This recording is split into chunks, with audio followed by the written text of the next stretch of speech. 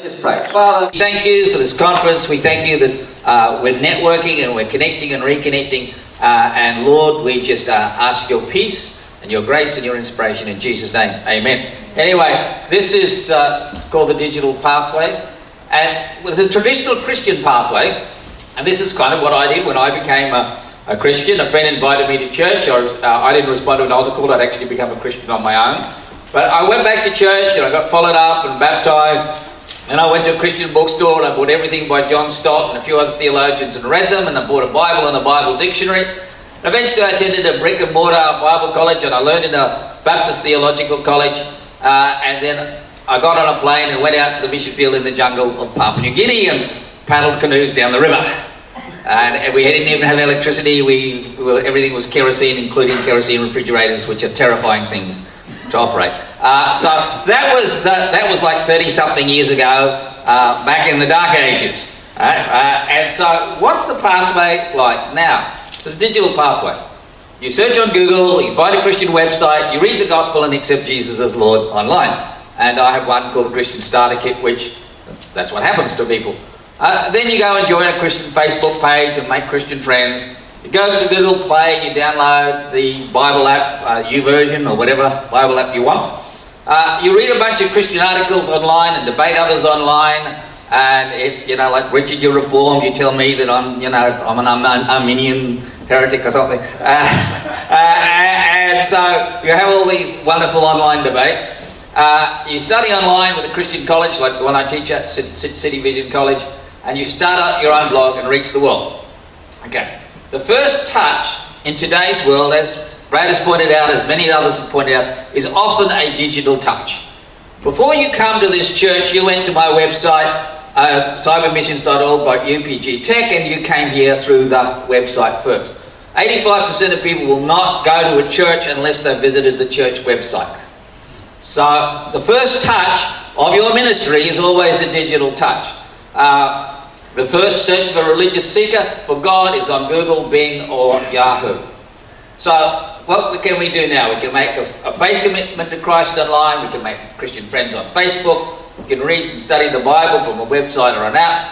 You can hear first-class preaching on YouTube, get worship music on Spotify or iTunes, send out your prayer points on Twitter, find a Christian wife or husband on christianmingle.com, do any of numerous internet-based Bible college courses or distance education seminary courses, get a legal, valid $5 ordination certificate online, and they are legally valid because of the separation of the church and state laws in America, which you can't do that in Australia.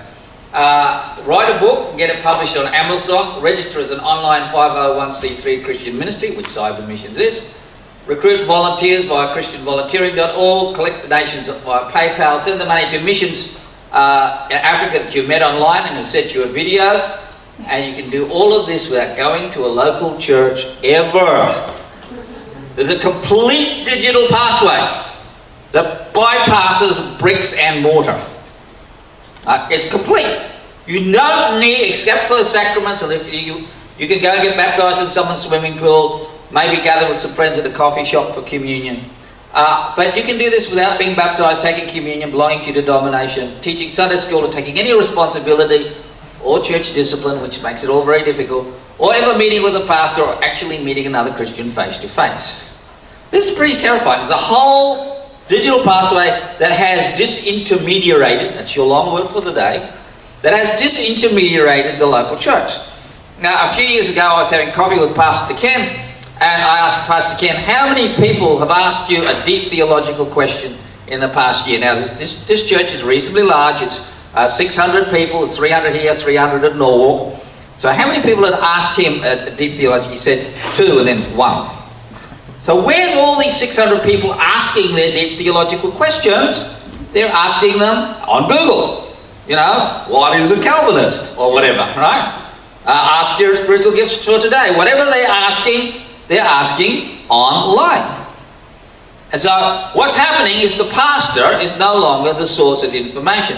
Now, people call me Bible answer man because I'm the sort of Greek, Hebrew kind of person, and I like my theology and I like my apologetics, and that was my background. I'm a Bible college lecturer, and In an alternative universe, I'd be happily teaching Romans in some seminary anywhere. But God's got me online.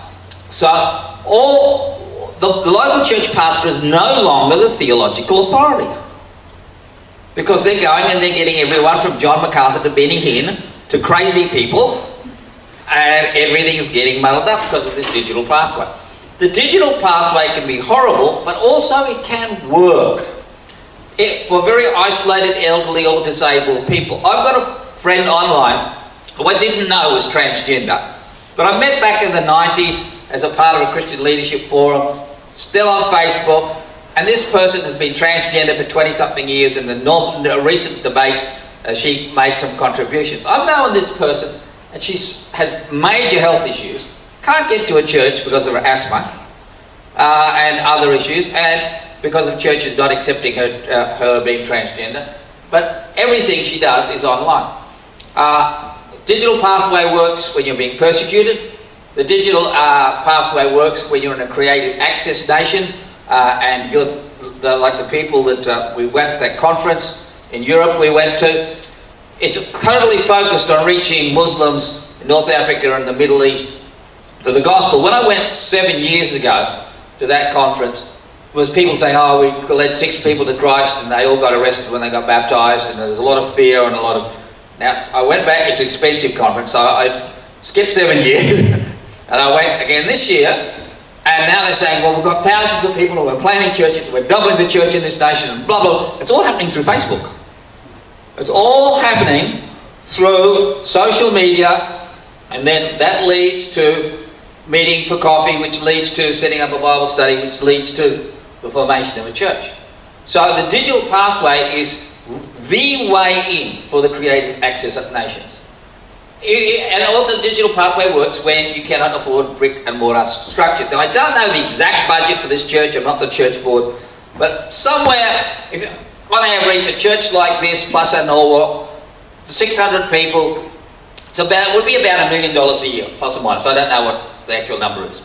And this church hits about 3,000 people in its community, because we're very community minded and they come in for events and stuff. So just say we reach 3,000 people in a year for $1 million. Well, Cyber Missions reaches 1.2 million people a year, and my total turnover is $25,000, which means I'm the world's worst fundraiser.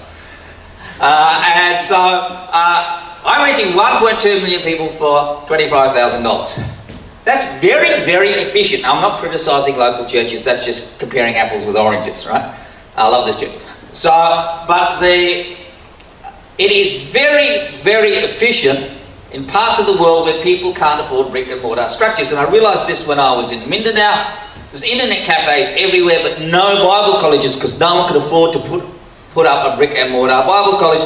So I launched the Asian Internet Bible Institute, and we launched 2-year Bible college programs digitally, and then they run them in their churches. We give them the curriculum for free, we give them the forms, we help them to set them up in their churches, and at times we set up 60 to 100 more Bible colleges a year.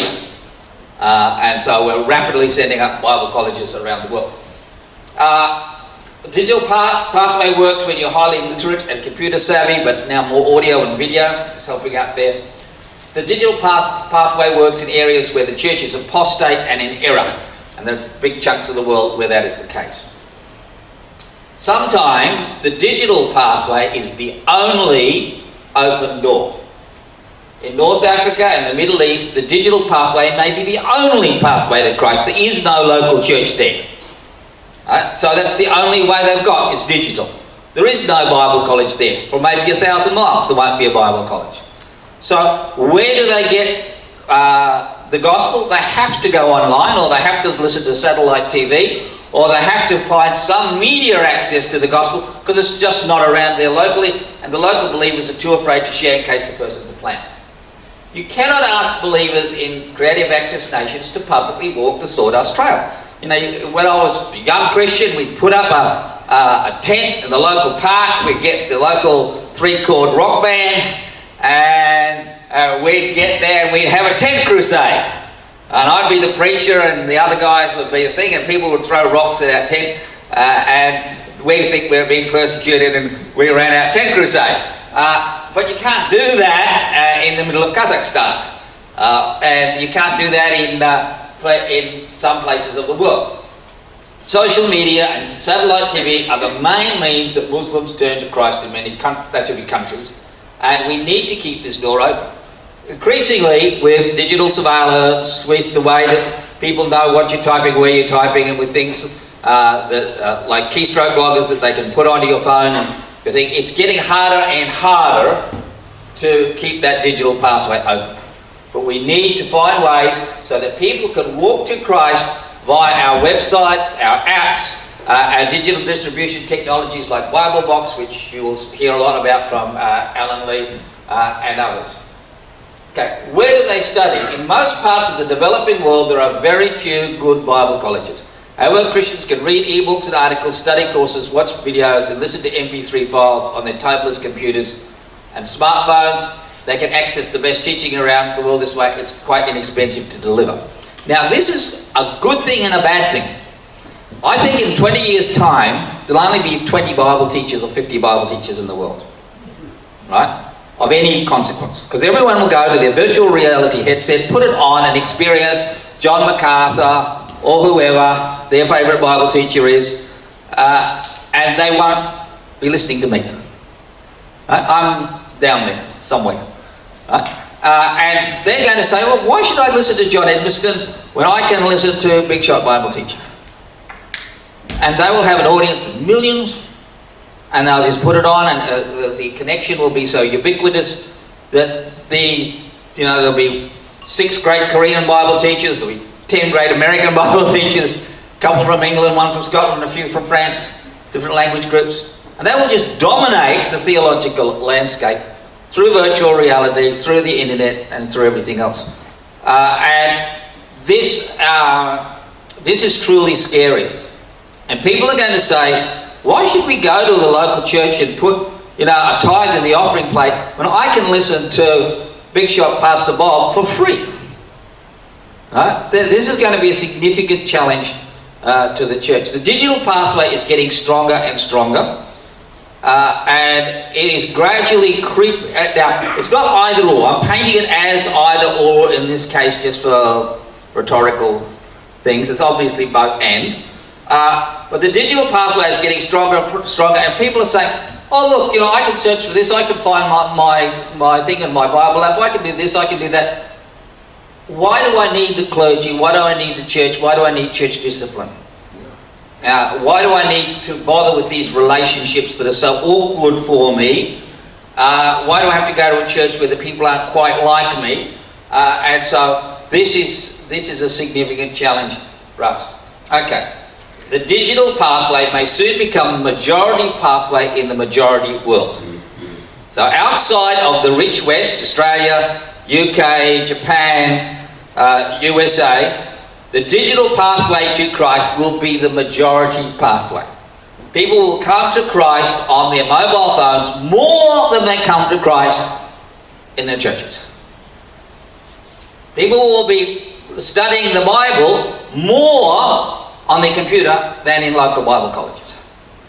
Now just think, I'm working with one organisation to train 100,000 urban poor pastors.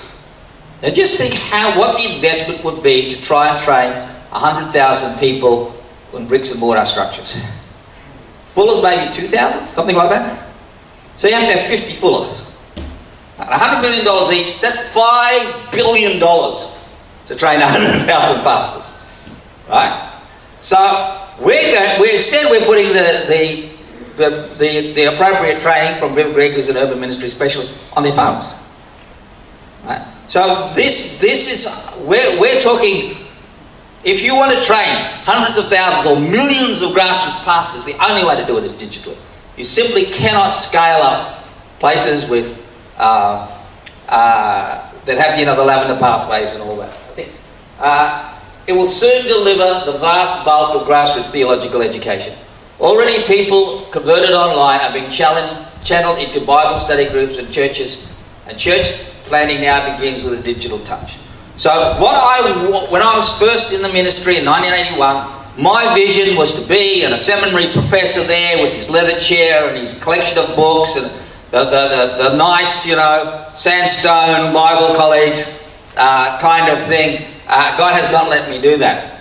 And so that costs so much money. It is totally not able to be reproduced in the developing world. You simply cannot do that. You can't have your deans and your provosts and your, you know, all the stuff that goes on at Fuller or APU. Just can't do it. So the digital pathway is going to be the only theological pathway that's viable in times of revival, in times of explosive need to train pastors, and pastors or in contexts where you simply cannot set up a Bible college in the middle of an urban slum in India. So this digital pathway is something I want you to think about, that this is a completely different way of being a Christian than we've ever been a Christian before. And it's going to take over. We're going to have to be, people are going to choose it, not because we force it on them, but people are going to choose it because it's easier and it's cheaper. And so that's my shock therapy for you today. And so all this stuff is all part of that digital pathway, and I want you to just think about that. And again, the first touch is always a digital touch. Thank you now.